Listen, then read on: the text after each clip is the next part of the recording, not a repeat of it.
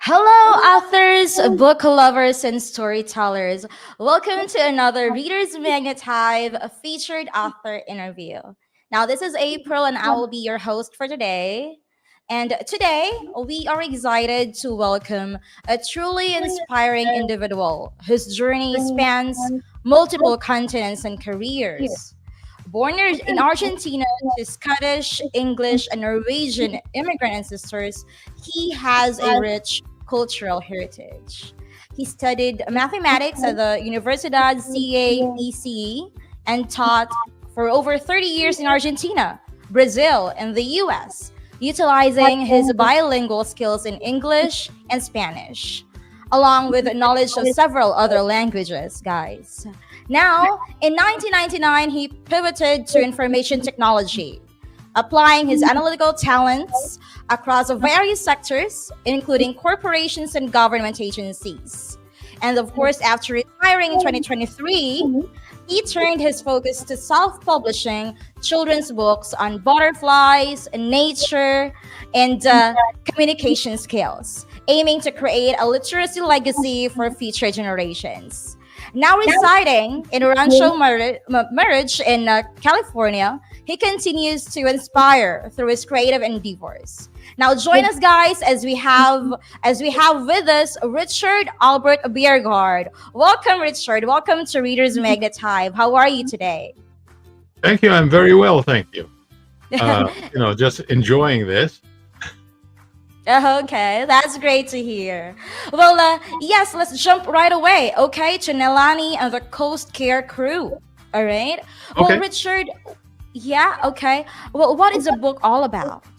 Okay. Nalani and the Coast Guard crew talks about plastic pollution in the oceans, its Oh, impacts on marine life, and the importance of collective action to reduce waste and promote sustainability.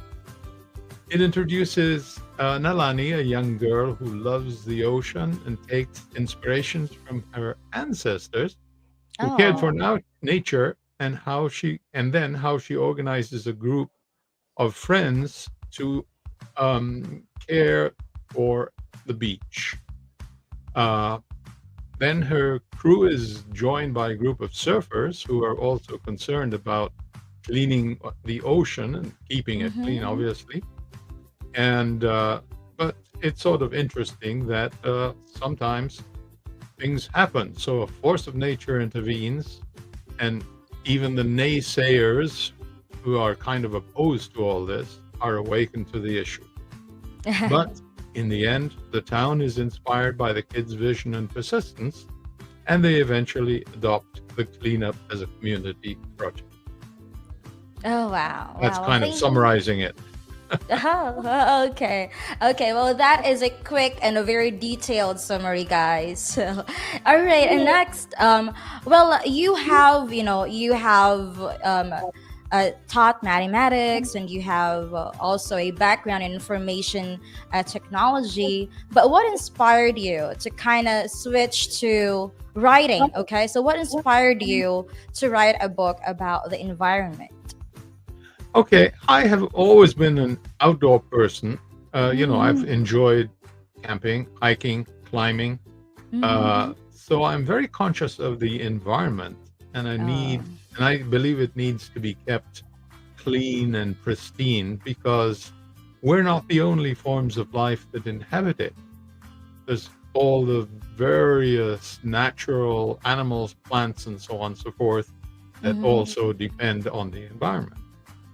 So one of the things that really bothered me was all this stuff about plastic waste and Mm-hmm. how it's sort of a significant threat to the ocean, to marine Yeah. lives, and to our lives because all of these microplastics True. and people are eating all this stuff and it's affecting their sort of health and their internal processes. So the story emphasizes on the proliferation of plastic waste on beaches, Mm-hmm. and just to give you a statistic, they calculate about 8 million tons of plastic that are entering the ocean currently.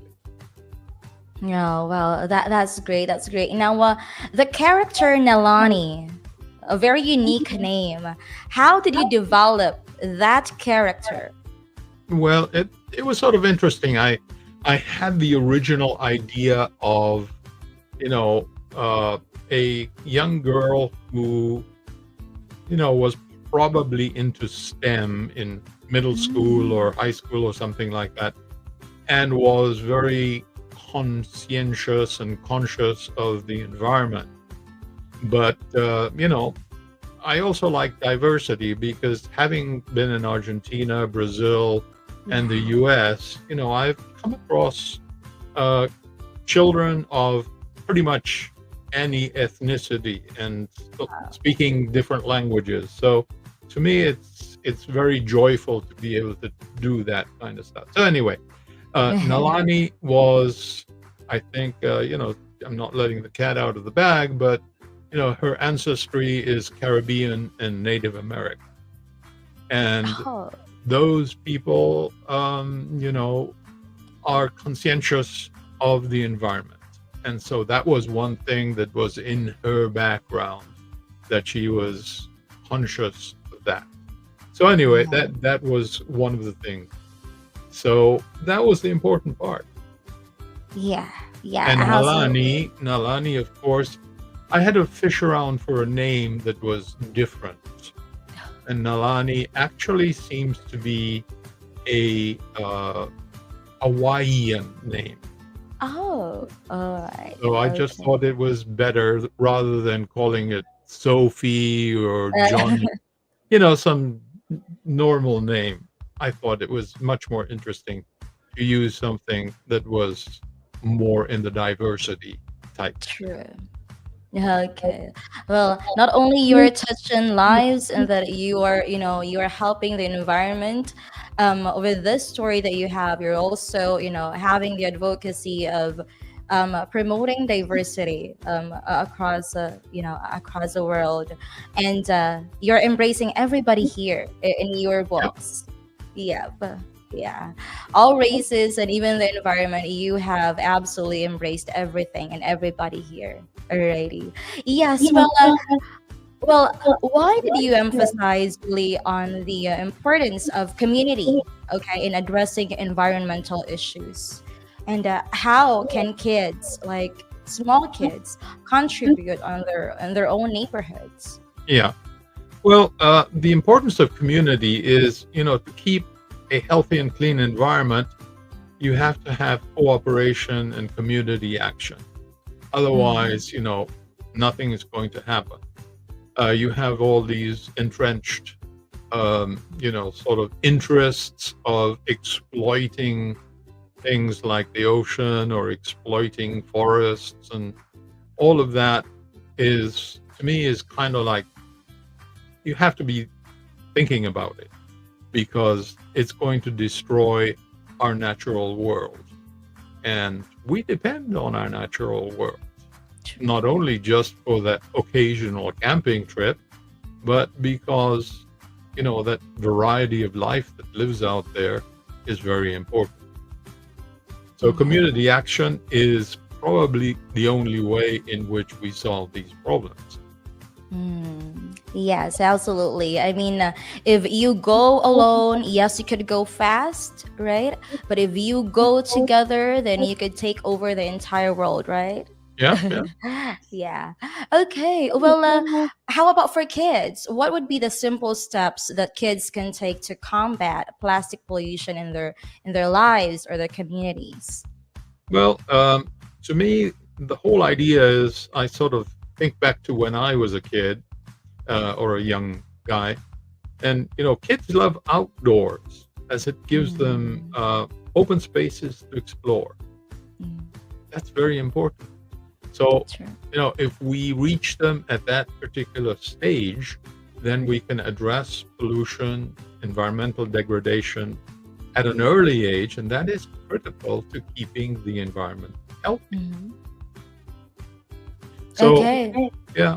So, I mean, the important thing is, what can kids do? Well, they can, because of that whole idea of being, liking to explore open spaces, Yeah. if we can give them the sense that they also have to not only explore them but look after them, then that would be really important. Absolutely. Exactly. Well, these kids, they roam around, so might as well be, be one of the catalyst for changes in the environment, right? Right, Well, right. do you have any advice for the audience watching us today, Richard?